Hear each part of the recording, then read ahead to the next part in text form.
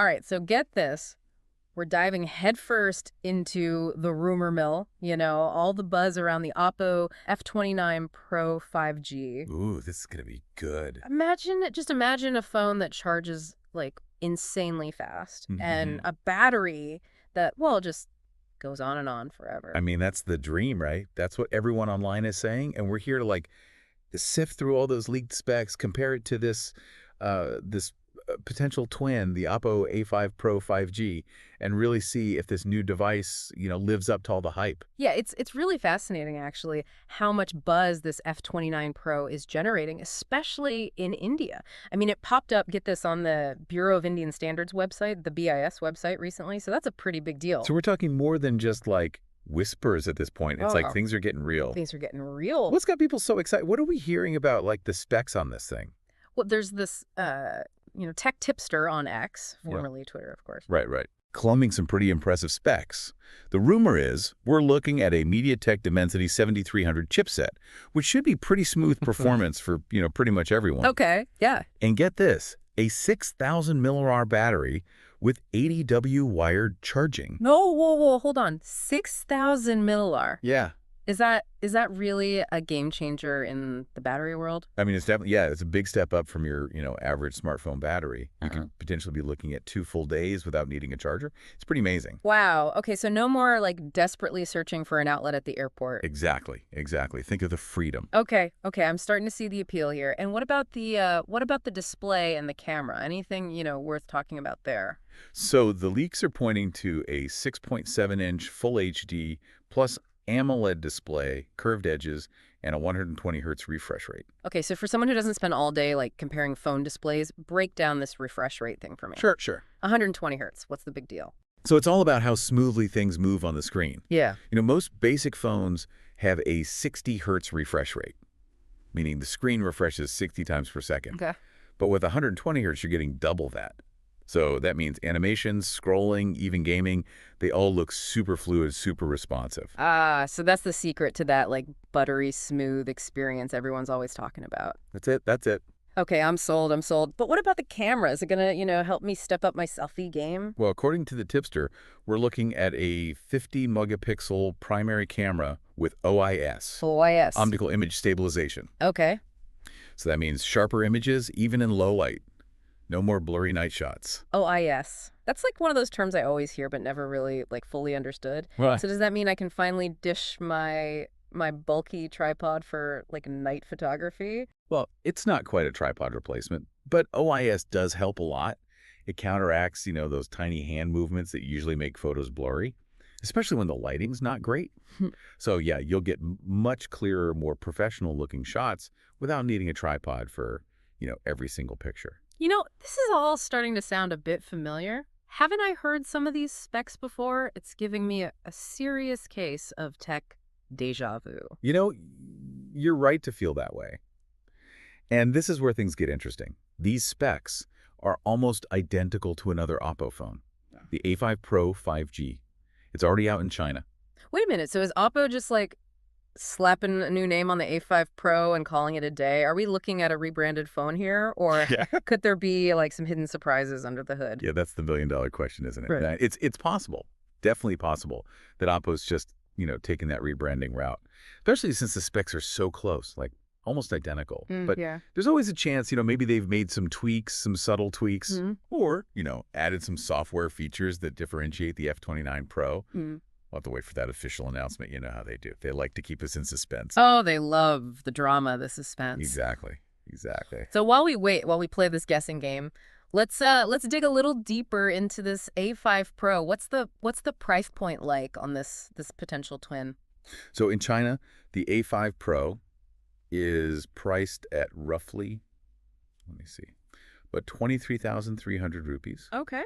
Which, if we convert that, comes to about, I think, insert approximate USD euro equivalent here for everyone listening around the world. Okay. And that puts it in a pretty competitive spot for, all the features it boasts. All right. So not exactly breaking the bank. No, not at all. But can this phone like handle all my digital baggage? You know what I mean? The ever expanding app collection, the like thousands of photos. I mean, is there even enough storage space for all that? Like, it can definitely handle it, definitely.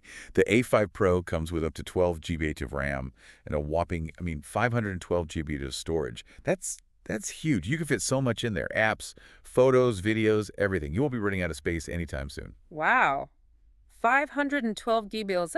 That's like practically a portable hard drive. It is. It is. It's pretty amazing. Okay, but storage space is one thing. What about durability? Right. Is this thing built to survive, like, the daily grind, or will it crack at the first, like, accidental drop? Well, this is where the A5 Pro really shines. It's got an IP66, an IP68, and even an IP69 rating. Okay, those numbers sound like some kind of, like, secret code. They do, they do.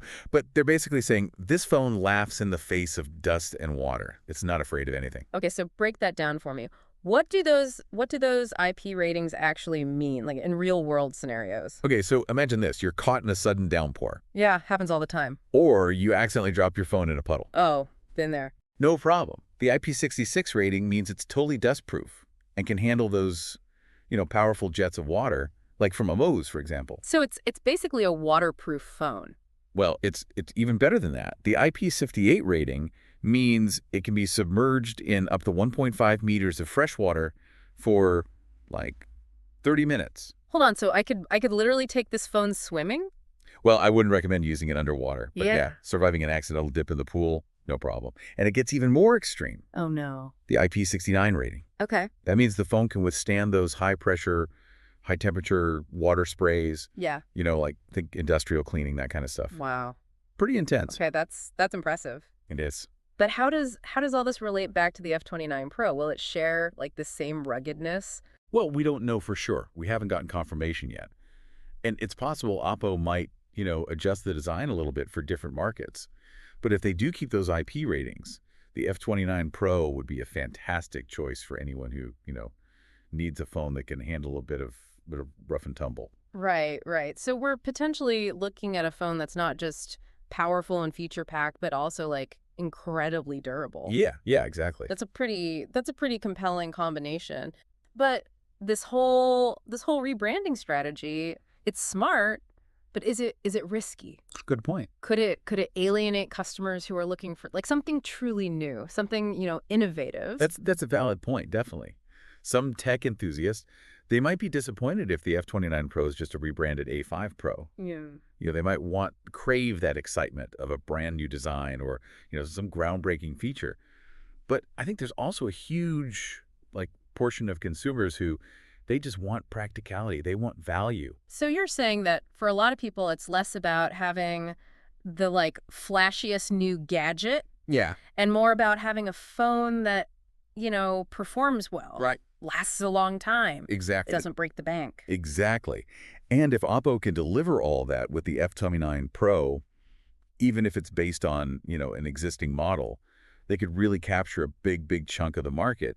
It's all about finding that sweet spot between innovation and, meeting those consumer needs. I see what you're saying. It's like the difference between chasing the latest trends and investing in a classic piece of I clothing. think that's a great analogy, yeah. That never goes out of style. And, this whole rebranding thing, this could actually be a sign of a bigger trend in the smartphone industry. Like, what if we're moving towards a future where manufacturers are focusing on just refining existing designs and technology, rather than just constantly chasing the next big thing? That's an interesting thought. So less focus on flashy new features and more emphasis on just perfecting the core elements that make a phone great. Yeah. Battery life, Exactly. performance, Yep. camera quality, Wow. and durability. Precisely. It's about creating phones that are not just, impressive on paper, but actually make people's lives better. And, the shift in focus, this could actually benefit consumers in the long run. How so? Well, if manufacturers are spending less time and resources on, reinventing the wheel with each new phone, they could potentially offer those devices at much more competitive prices. Okay. Plus, by refining existing models, they could really iron out those kinks and just improve the overall user experience. So it's like a win-win for both consumers and manufacturers. Yeah, exactly. Consumers get more reliable, more affordable phones. Right. And manufacturers can streamline their production processes. But does this mean innovation is dead? Will we never see any any truly groundbreaking phone features again? No, no, I don't think innovation is dead. I think it's evolving. Hmm. Instead of just focusing on adding bells and whistles, manufacturers, they might be shifting their attention to more subtle but impactful innovations. Okay. Things like improving battery tech, Mhm. developing even more powerful processors, enhancing the software experience. So it's about making phones smarter, not just flashier. Exactly, Right. exactly. And who knows what exciting new features will come out of this shift in focus. We might be at the very beginning of a whole new era of smartphone innovation, one that focuses on substance, over style. Okay, I'm officially intrigued. This whole rebranding strategy has like opened up a whole new way of thinking about the future of smartphones. But let's bring it back to the F29 Pro for a second. We've talked a lot about its potential similarities to the A5 Pro, but are there any areas where you think the F29 Pro might actually like surpass its predecessor? That's a great question. While we're speculating here based on the leaks, there are a few areas where the F29 Pro could potentially, outshine the A5 Pro. One possibility is in the camera department. Oh, you think they might upgrade the camera even further? What makes you say that? Well, OPPO has this reputation for pushing the boundaries of mobile photography. They've been constantly innovating with camera technology, introducing things like periscope zoom lenses and advanced computational photography algorithms. It's pretty impressive. So you're thinking they might pull out all the stops and equip the F29 Pro with like an even more impressive camera setup. It's definitely possible they might introduce a brand new sensor, improve the image processing, or add, additional lenses for more versatility. But this is all speculation for now. We'll have to see. Yeah. Yeah, I'm definitely adding that to my list of things to watch for when the official announcement drops. But beyond the camera, are there any other areas where you anticipate potential improvements? Another area where the F29 Pro might step things up is in the software department. Oppo has been refining its ColorOS Android skin, adding features, optimizations, just things that make the whole user experience much better. Color OS. That's Oppo's custom Android interface, right? That's right. That's right. It's built on top of Android, but it has this unique look and feel. And Oppo has really been focusing on making ColorOS more, intuitive, efficient, and just visually appealing. So what kind of software enhancements are we talking about here? Can you give me some concrete examples? Sure. Sure. They might introduce like new multitasking features, Wow. improve the always on display, or even incorporate, AI powered features that learn your usage patterns and optimize the phone's performance just for you. AI-powered features. Now that sounds futuristic. It does. It So we're does. not just talking about a simple like software update here. So It could a significant like leap forward in how we interact with our phones. exactly. And this focus on software innovation, this is something we're seeing all across the smartphone industry. It's becoming more and more important as a way to, make devices stand out and offer users a truly, truly personalized experience. So even if the F29 Pro doesn't have like a radically different design Right. or like groundbreaking hardware features, Uh-huh. it could still impress us with its software capabilities. Mm, absolutely, absolutely. And often it's the software that makes or breaks a phone's overall user experience. Hmm. A well-designed, intuitive software interface that can make even a mid-range phone feel like a premium device. Okay, I'm starting to get really excited about the possibilities here. It's like the F29 Pro is shaping up to be a bit of a sleeper hit. Yeah, yeah, It might not be the most, talked about phone on the market, right. but it could end up being one of the best all-around devices for the average user. I think you're absolutely right. The F29 Pro, it has the potential to be a real dark horse in the smartphone race. It might not have all the, bells and whistles of a flagship phone, Mhm. but it could offer this compelling blend of performance and features and value that appeals to a wide range of consumers. We've covered a lot of ground today, from leaked specs and rebranding strategies to the future of smartphone innovation. But before we wrap things up, I have to ask, what's your gut feeling about this whole F29 Pro situation? Are you feeling optimistic, cautiously optimistic, or are you just reserving judgment until we have you know, all the official details. Honestly, I'm leaning towards cautiously optimistic. Yeah. The leaks, they suggest that the F29 Pro could be a solid device, Yeah. especially if it takes the best parts of the A5 Pro. Right. But, I'm also reserving a bit of judgment until we see that official announcement from OPPO. They might have some surprises up their sleeve, something we haven't even considered. That's fair. That's fair. It's always wise to temper our expectations with a little bit of, skepticism until we have all the facts. But in the meantime, it's fun to speculate, to Yeah. imagine what this new phone might bring to the table. Oh, absolutely. And I think that's part of the allure of tech, isn't it? The anticipation, the speculation, the thrill of the unknown. It keeps us engaged and excited to see what the future holds. Well said. Well said. And speaking of the future, what's the one thing you'd like our listeners to ponder as they await the official unveiling of the F29 Pro? What's the final thought you'd like to leave them with today? Here's something to think about. What if the success of a smartphone, it wasn't measured by its specs or its price, but by its ability to just seamlessly integrate into our lives, Yeah. and empower us to do more of the things we love. Mm. That's a really, really interesting perspective. So it's not just about the technology itself, Yeah. but about how that technology enhances our daily experiences. Exactly. Exactly. And I think that's something we should all keep in mind as we, evaluate new phones and new gadgets. It's not just about the bells and whistles, but about how those features actually contribute to our well-being and help us live more fulfilling lives. While we've been talking about all these potential features and stuff, we haven't really touched on one thing that really stood out to me in the A5 Pro, and that's the ruggedness. Those IP ratings, they're not just numbers, right? Yeah, no, absolutely not. They tell a whole story, a story of durability. So for someone like me who's not like, a tech expert, Right. what do those IP ratings actually like mean in everyday life? Like, paint me a picture. Okay. So picture this: you're out hiking, let's say, in a national park. Yeah. You're snapping photos with your phone. Suddenly, the skies just open up. You're caught in this crazy downpour. Mm. With the A5 Pro and its IP66 rating, you wouldn't have to, freak out. That rating means it's totally dust tight, and it can handle like strong water jets, even from a hose. Okay, so a little rain won't hurt it, but what if I'm, a bit clumsier than that? Like, drop my phone in the sink, clumsy. Oh, even then, you'd probably be fine. The IP68 rating, that takes it even further. It means the phone can be, like, submerged in up to 1.5 meters of fresh water for up to 30 minutes. Okay, so maybe a quick dip in the pool wouldn't be a total disaster. Yeah, exactly. But IP69, that one's still a bit of a mystery. Like, what kind of scenario would you even need that kind of protection for? Yeah, you're right. IP69 that's getting into, like, extreme territory. That rating means the phone can withstand, get this, high-pressure, high-temperature water sprays.